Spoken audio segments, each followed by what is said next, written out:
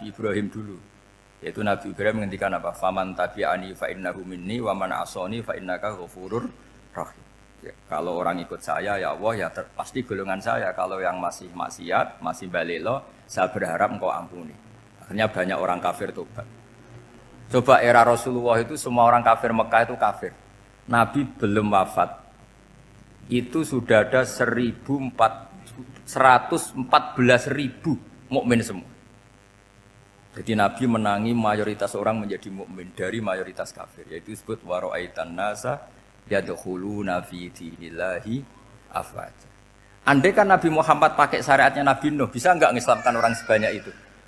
Enggak bisa kan? Maka ini penting mengenali nasah mansukh. Jadi periode cara wong Jawa maksud no tuntas. Robila tadzar itu, pasot tuntas itu, menghabisi itu habis di periode Nabi siapa? Nuh. Syariat itu sudah enggak dipakai lagi, yang dipakai apa? Faman tabi'ani fa innahu minni wa man asani fa innaka ghafurur rahim. Lah Nabi Muhammad ini nabi yang kena khitab anit tabi' millata Ibrahim hanifah. Jadi masternya Nabi Muhammad itu mentornya Nabi Ibrahim. Sehingga syariatnya ya faman tabi'ani fa innahu minni wa man asani fa innaka ghafurur rahim. Tidak syariat rabbila tadzar alal ardi minal kafirina daya.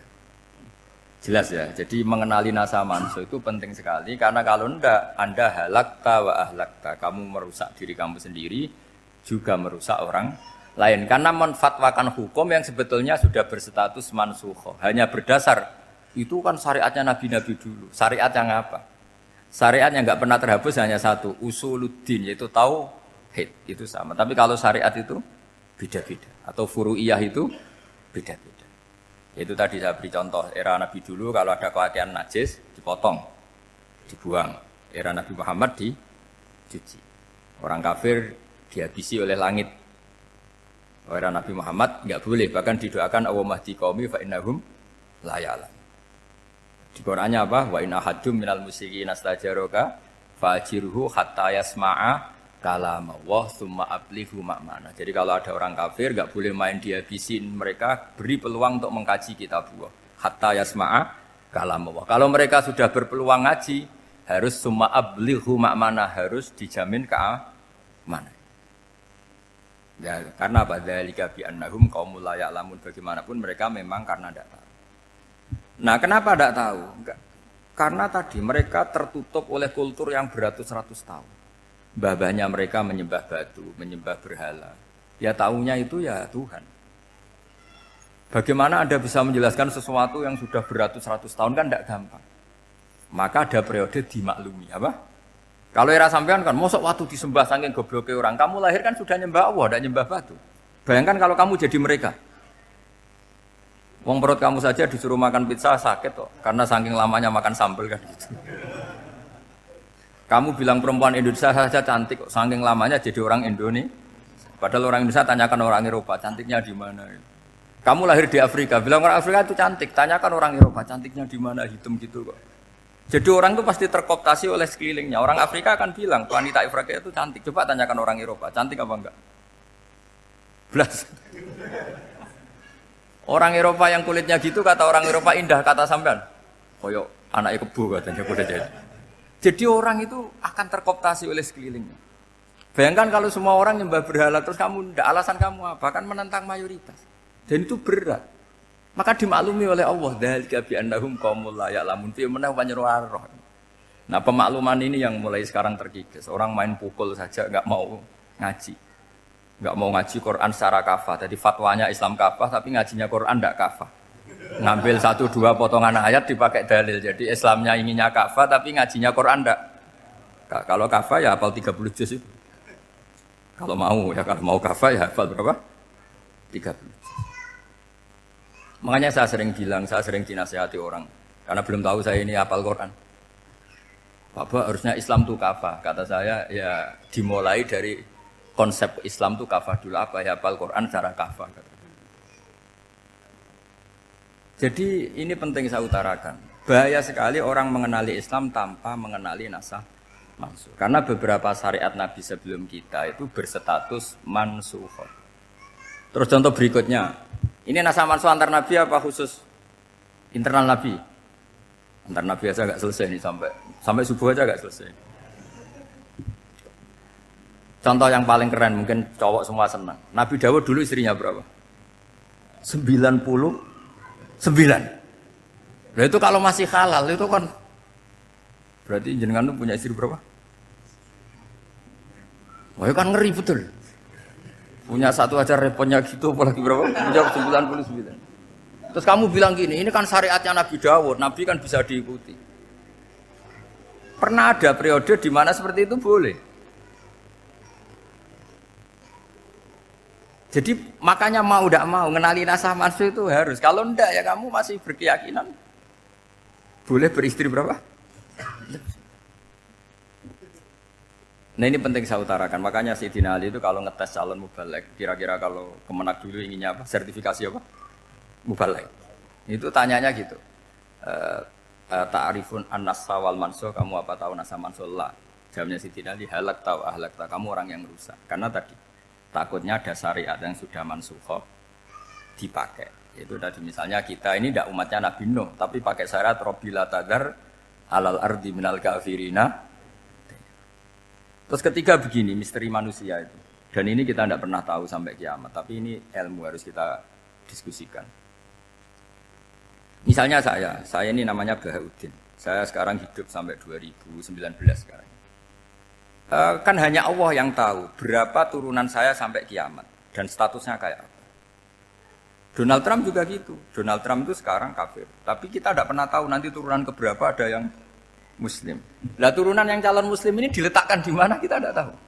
Nah, logika membunuh karena mereka mau membunuh kita ya ada logika fikihnya karena kalau kita ada membunuh dibunuh. Makanya semuanya hukum ini terus bergantung al-hukmu yaduru ma'ilatihi wujudan wadah. Di sini terus dipertemukan. Makanya semua nabi itu kalau yang namanya membunuh pasti pas perang saja karena ini kondisi yang memang pilihannya hanya dua, kalau nggak dibunuh ya membunuh. Ada duel lah. Maka ini butuh kajian fikih dan orang nggak boleh subjektif dalam hal ini. Saya ulang lagi, tidak boleh subjektif karena tadi orang yang kamu katakan sekarang misalnya Zaid, kamu itu bodoh sekali. Kenapa bodoh? Nggak hafal Quran, nggak pernah kuliah, nggak pernah ngaji. Ternyata Zaid ini bersemayam calon anak yang alim alama hafal Quran, namanya Umar, tapi masih jadi sperma. Suatu saat Zaid itu punya anak alim alama, kan banyak orang tidak bisa baca Quran punya anak hafid, banyak nggak di Indonesia? Banyak nggak petani yang punya anak dekan? Petani punya anak dekan, yang dekan punya anak naik kelas saja susahnya bukan main. Banyak kan? Nah ketika dibalik nanti ada dekan punya anak goblok, yang petani punya anak dekan, pinter mana? Kita tidak pernah tahu, makanya ini kan ya sudah kalau nggak pernah tahu ya bilang saja wallahu alam kan selesai. Daripada keminter keliru kan ada wallahu alam. Makanya cerita favorit guru saya Kiai Haji Maimun Zubair itu punya apa namanya Kiai Zubair. Itu cerita favoritnya itu ada santri namanya Soleh. Soleh itu alim alama. Orang Madura itu cara berpikir kan kalau kiai saja alim seperti itu apalagi bapaknya. Pas bapaknya main ke pondok, santrinya ada ribuan. Bapaknya main ke pondok itu sholat itu ya gak bener, gak sesuai sunnah Rasul lah kira-kira gitu. Sudah sholat itu gak bener apa-apa gak bener. Masih ditakwil sama santri Madura karena orang Madura itu kultus. Mungkin khilaf itu satu khusus, pokoknya perlakuan khusus. Suatu saat saking bodohnya orang itu kenceng tuh pikir musola. Wah ini gak bisa ditakwil lagi, akhirnya gak bisa ditakwil tuh gak. Wah ini sudah gak bener ini, gak bener. Singkat cerita santri tadi gak kuat matur ke kiainya, Pak Yai, jenengan sealim itu kok bapaknya segoblok itu. Kenapa? Ya, dia kencing pikir musola. Oh bapak saya itu pinter sekali. Kok bisa? Karena beliau yang memutuskan saya mondok sampai saya jadi alim alama seperti ini. Yang bodoh itu mbah saya. Yang bodoh itu mbah saya. Kan?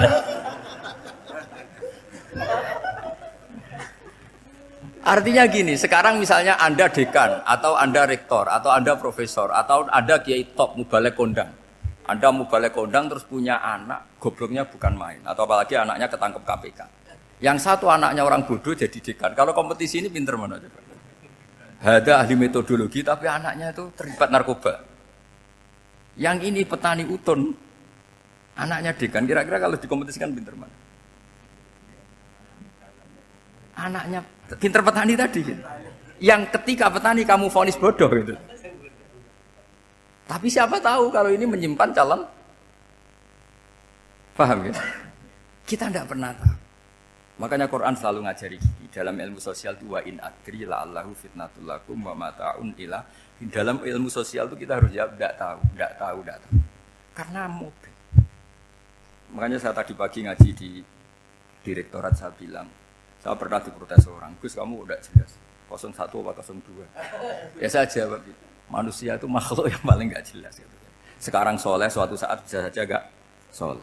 Yang sedang gak soleh suatu saat soleh. Sesuatu yang mungkin rubah kok kamu fanatik itu gimana? Nalarnya itu gimana? Coba kita tahu dulu, Wahsy itu pembunuh Hamzah, akhirnya mati mukmin ya enggak? Padahal orang yang sangat dibenci Rasulullah karena membunuh Sayyid siapa? Hamzah. Sa'labah yang tukang itikaf di masjid, akhirnya su'ul Fatimah. Kita enggak pernah tahu. Nah kalau enggak pernah tahu ya enggak usah terlalu fanatik biasa saja.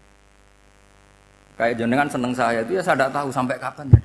Saya seneng sampean sampai kapan ya enggak tahu. Kayak suami istri itu. Pas nikah harmonis bulan madu sampai kapan bertanya. Yang jelas paling awet itu pasangan jelek itu pasti nggak awet. Makanya jadi guyonan tuh. Pasangan itu jangan baik-baik gak awet, kalau jelek itu awet. Ternyata maksudnya cantik sama ganteng. Itu suatu saat pasti jadi jelek. Yang jelek sama jelek pasti jelek terus. Makanya jadi guyonan. Kalau pasangan jelek itu awet katanya. Tapi kalau pasangan baik, ternyata baik wajahnya itu pasti gak awet. Suatu saat pasti jelek, tapi yang jelek awet. Karena mulai dulu ya jelek sampai itu. Awet jeleknya maksudnya bukan.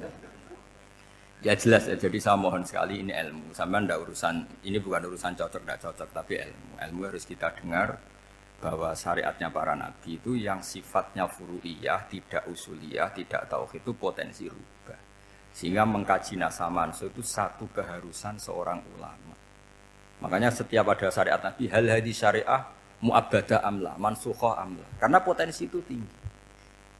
Kita tahu dulu semua nabi sholat menghadap apa? Baitul Maqdis. Era Rasulullah dipindah ke Ka'bah. Tapi kalau kamu katakan total Baitul Maqdis ya tidak juga. Nabi Ibrahim mulai dulu madhabnya ke Ka'bah. Tapi kalau Nabi Musa ke Baitul Maqdis. Terus kamu bilang ini 01, 02 ya ada, memang syariat jadi sesuatu yang furu'iyah. Nah, kenapa ini furu'iyah? Jawabannya sederhana. Ketika seseorang menghadap Ka'bah itu menghadap batu apa menghadap Allah? Allah. Ketika menghadap Baitul Maqdis hakikatnya menghadap Allah apa menghadap Baitul Maqdis? Allah. Maka menghadap Ka'bah itu sebenarnya masalah furu'iyah. Yang masalah usuliyah adalah inni wajjahtu wajhiya lilladzi fataras samawati wal ardh. Yang permanen adalah menghadap Allah Subhanahu wa taala. Cuma secara prosedur syariatnya secara zahir menghadap Ka'bah. Maka potensi rubah karena ternyata itu furu'iyah, untuk kiblatnya itu furu'iyah. Yang permanen adalah menghadap ke Allah Subhanahu wa taala. Ini penting ya. Jadi terus sekarang masih antar nabi apa di internal nabi? Ini sudah mau selesai ini waktunya, sudah habis ini. Internal. Ini sudah selesai, ini sudah pas ini. Mohon maaf ya. Oh.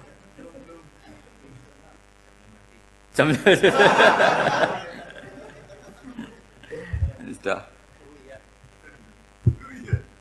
Sampai mana tadi? Diteruskan apa enggak? Sudah ya, sudah kayaknya sudah. Biar kelihatan cerdas terus. Sekali pertemuan sudah pinter gitu. Berapa? Setengah jam sudah pinter. Gitu. Yang internal Nabi apa antar Nabi? Internal ya, sudah sekarang ke internal. Kalau internal lebih banyak lagi contohnya. Yang masyhur tentu masalah Baitul Maqdis. Dulu Rasulullah pernah sholat menghadap Baitul Maqdis 16 bulan. Berapa?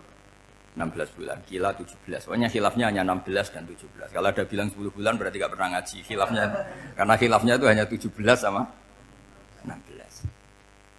Akhirnya sama Allah diminta, disuruh menghadap ke Ka'bah. Saya ulang lagi, itu tetap masalah antar nabi sebetulnya. Begini, makom itu kalau dalam bahasa Arab bukan kuburan. Kalau di Indonesia kan makomnya Sunan Bonang itu kan kuburan. Kalau makom dalam bahasa Arab itu sesuatu yang pernah dipakai singgah itu namanya apa? Makom. Lalu Rasulullah itu pertama di Medina itu madu Baitul Maqdis itu 16 bulan. Orang Yahudi senangnya bukan main. Sampai mereka bilang gini, Muhammad tuh gaya-gaya nantok punya agama baru. Tapi kiblatnya ikut kita. Baguslah anak itu katanya. Masih tahu diri katanya. Bagus katanya itu masih tahu diri. Jadi senangnya bukan main orang Yahudi. Karena kiblatnya Muhammad sama dengan mereka. Ya tentu mereka jangkar Muhammad, bukan Sayyidina Muhammad atau Rasul Muhammad karena mereka masih enggak iman. Nabi itu ya agak tersiksa karena beliau secara gen turunan Nabi Ibrahim dan kiblatnya Ibrahim itu Ka'bah. Agak tersiksa tapi sami'na wa ata'na tetap madhab ke Baitul Maqdis berapa? 16 bulan. Suatu saat Nabi Muhammad itu disuruh madhab Ka'bah. Ini dengerin. Akhirnya madhab ke Ka'bah. Apa yang terjadi? Orang Yahudi komentar gini, Muhammad itu gimana? Dia di perantauan, rindu sama keluarganya. Terus rindunya itu diaplikasikan jadi perilaku agama. Jadi dia madhab Ka'bah, dianggap kangen. Kayak saya kan orang Rembang. Rembang itu apanya Jogja? Timurnya apa-apanya? Nggak, Jakarta itu mana Jakarta itu? Barat sana ya? Ibaratnya saya orang Jakarta, terus merantau di Jogja. Dulu kiblatnya itu menghadap ke timur. Terus ketika madhab ke barat, kata sampean, wah itu padune kangen apa?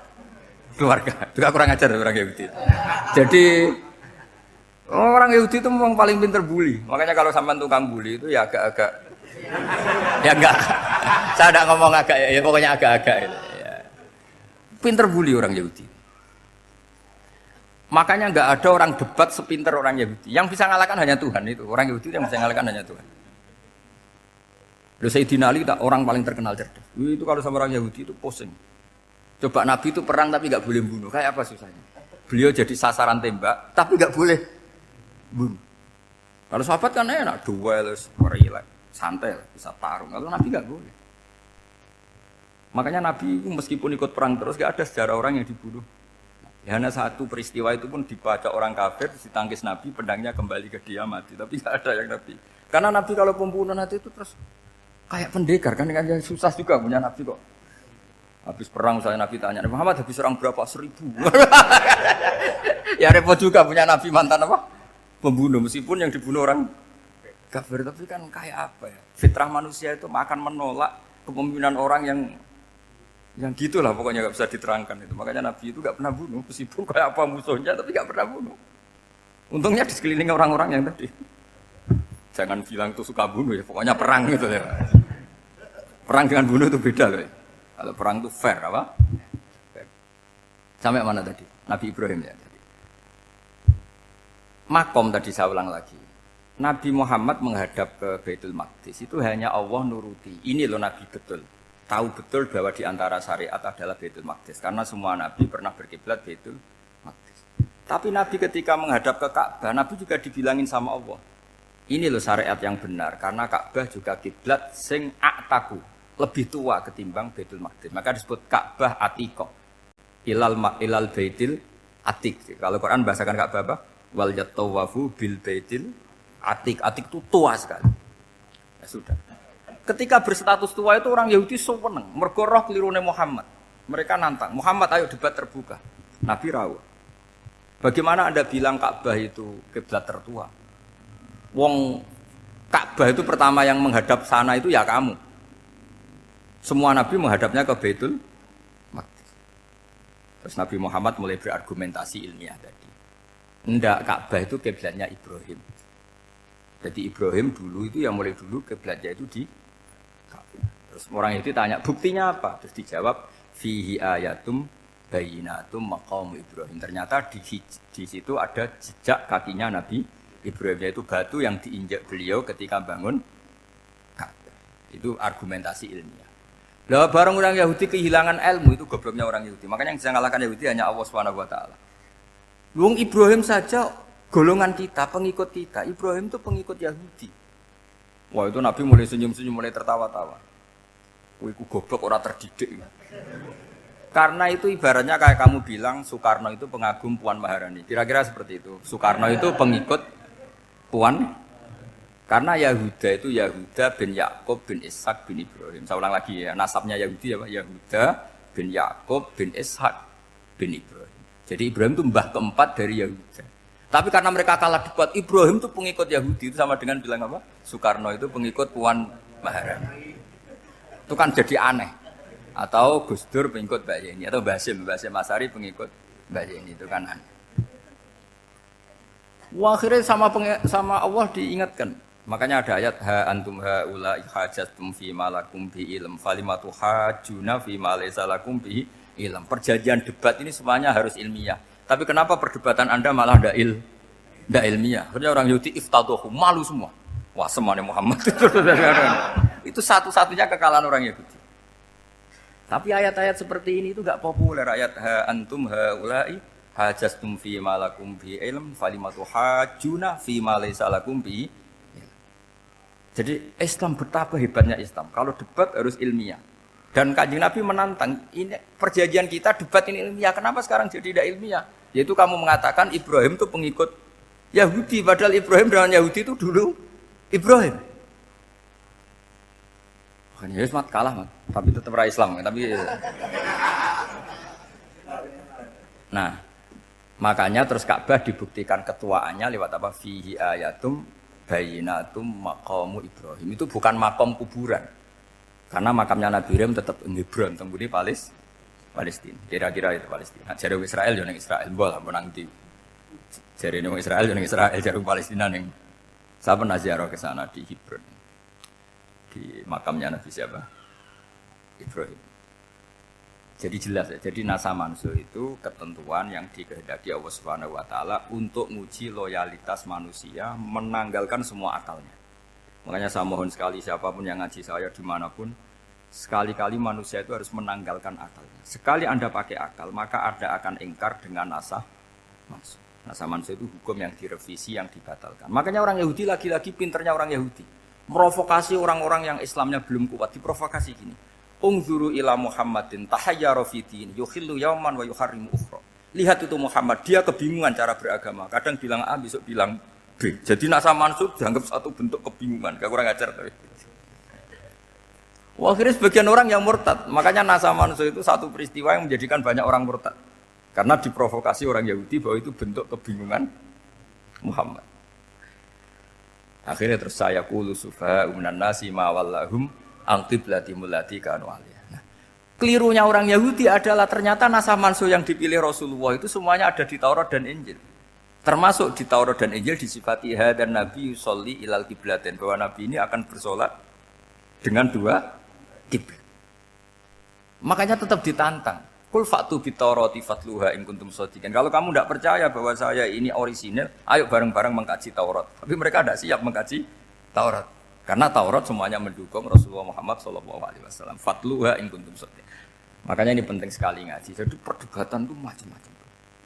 Dan itu pinternya orang Yahudi. Ungzuru ila Muhammadin tahayyara fi dini yukhillu yauman wa yuharrimu ukhra.